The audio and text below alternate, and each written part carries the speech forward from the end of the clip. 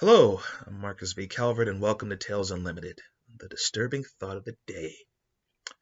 This one is chasing me around like a bunny, a really fast bunny. Here's what I have so far, and feel free to throw comments in because this one's a challenge. All right, we've heard of cults, right? You have a cult, you have people, you bring them in, you make their lives a living nightmare. Sometimes there's Kool-Aid, sometimes there's law enforcement, but it usually ends in tears. What if you had a cult with a benign intention and it wasn't centered around a person? It's centered around an idea, almost like a fledgling religion. Like someone says, okay, I am the focus of the cult, but when I die, keep going.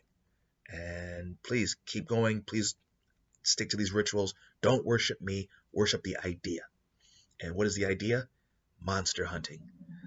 The idea is to create ultimately a god of the hunt.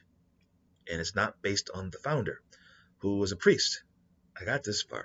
Like a priest, a missionary perhaps, or a monk in some remote patch of the world. Monsters hit this village, kill everybody almost, and you're trying to get them to a monastery, holy ground, someplace safe. And they trust you, you trust in God, and you lead them on a merry chase. And uh, you get on the holy ground, and you have your cross, and you're standing there full of faith.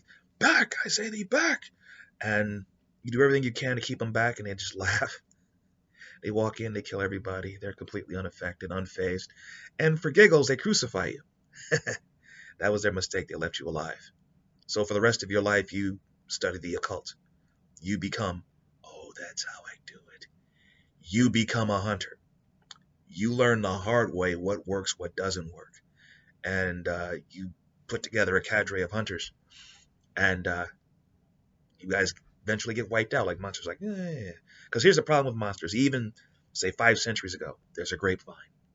And these days, the grapevine is social media, dark web. It's more advanced. But at the same time, it's also old school.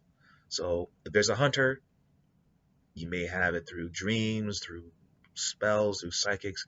Monsters can communicate. They don't really need technology. Say, hey, there's a hunter in town. This is what the hunter looks like. Kill him. You get paid, or you get status, you get glory, you may get power. Kill this bastard, would you? So what the cult guy, the cult founder, a priest who just lost all faith, decides to do is like this. I'm going to teach myself everything I know about the occult. When I die, all my knowledge will go to a hunter, any hunter near where I died. And when they die, their knowledge spreads, and their knowledge spreads. So you're in this cult whether you want to or not, just by hunting monsters. After you kill your first monster, when you go to sleep, it's not so much a god of the hunt, but something appears to you and goes, relax, kid, you're in a good spot. You're in a room full of hunters in your dream, and they're basically saying, okay, let's teach you what not to do. And you're getting a free education from past fallen hunters on how to do the hunt, how to do it right. And you also get little perks like if you're a hunter and you're hunting in good faith, your soul can never be taken. Your mind is always free. So if you have some, I don't know, an incubus or succubus trying to, wiggle into your thoughts, you're like, whatever, boom. Your bullets also kill anything. Good old fashioned lead. You don't need like holy water or garlic or silver or da da da da da. You can shoot ghosts. You can kill ghosts with a pool stick. You can kill ghosts with your bare hands. I mean, you're not bigger, you're not stronger. You're the snake to their mongoose or the mongoose to their snake. Take your pick, but it's an advantage. Now, what would ruin this? What would poison the well? Is it that, okay, the monsters get tired of you, or someone comes up with an idea to sabotage it, or they grab a hunter and they say, okay, we're going to do a ritual curse, and if we can pull it off, this one hunter will infect all of the rest, and it works, and the hunters start dying off in their sleep. Like when they go to sleep, they die. It's like we don't even have to find you. In the dreams, they'll kill you, but then you have hunters fighting this dream wraith or dream demon or dream curse, and it's a back and forth for the fate of hunters who oddly enough, protect the world, who have stopped the apocalypse in a wide variety of ways. And there's no like base or lair or temple. Hunters are everywhere.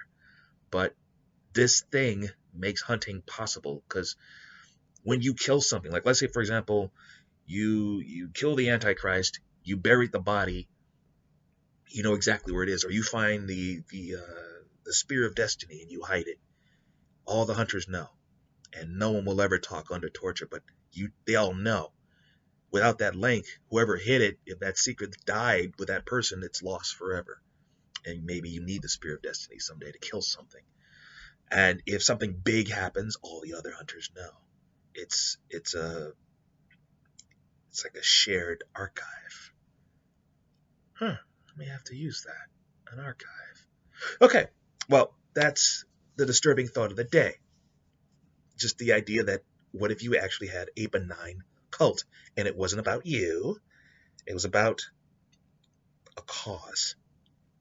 And maybe if you're really down and out and you pray and you really, really, really need it, like the stakes are really up, a fallen hunter will show up out of nowhere and help you.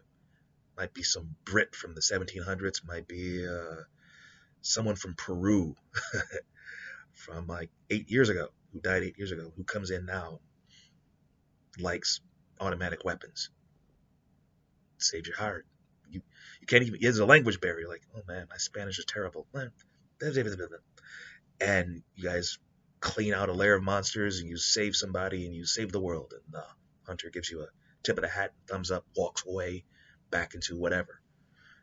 That could be interesting. Like you actually have a hunter's lodge. It's not heaven, it's not hell. It's just like a pocket Valhalla. And you're waiting for the apocalypse.